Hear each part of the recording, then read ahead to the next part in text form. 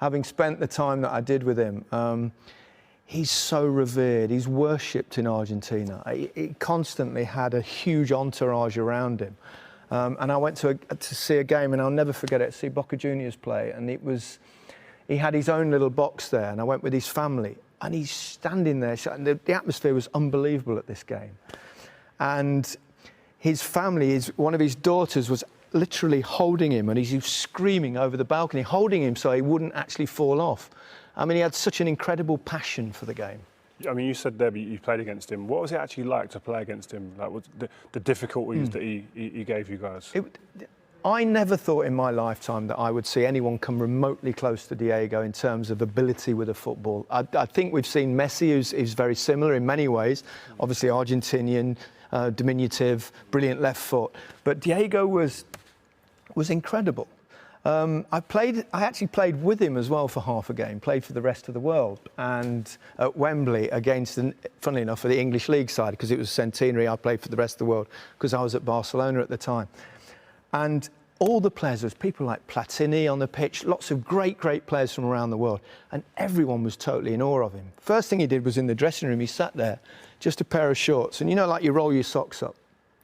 He just stood them, and he juggled them on his left foot. He just like that for about 5 minutes, and everyone was going, whoa. And then we went out on the pitch, and I don't think I'm tuned in. I think I can stand up and show you this. He did something that was incredible, one of the most unbelievable things I've ever seen on a football pitch. It might not sound that amazing to you at home, but I think you'll appreciate this.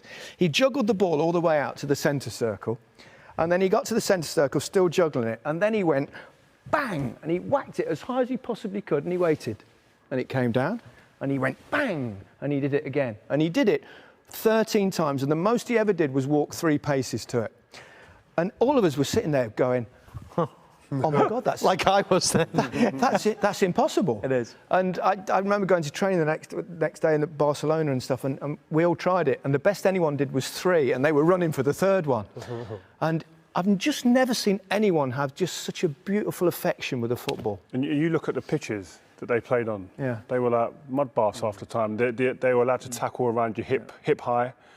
The weight of the ball. Well, that's what people don't realise is the fact that you could kick people. And in many ways, he was kicked out, of course, of the 1982 World Cup in Spain when he did retaliate and get a red card as well. But in '86, he was just unplayable. I mean, I know you talk about the hand of God goal, and we could argue about that, but the other goal he scored in that game.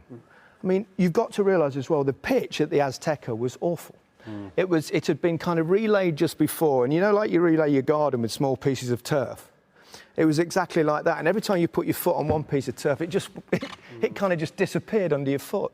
And to do what he did, that little pivot and turn on the halfway line, and then go past the players like they weren't there, was just a most remarkable thing. It's the closest in my life that I've ever felt like I ought to applaud someone else scoring a goal. Obviously I didn't, because you get destroyed back home, but he was head and shoulders the best player of my generation.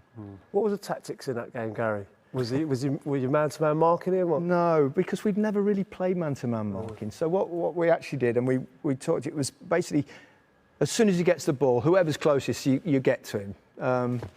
The trouble with man-to-man marking, because he was so clever, once he beats one, then what happens? Yeah. And so it was a difficult one, but whatever we tried, it didn't work. It didn't work. Okay, Diego Maradona, one of the greatest footballers of all time, who has died today, age 60.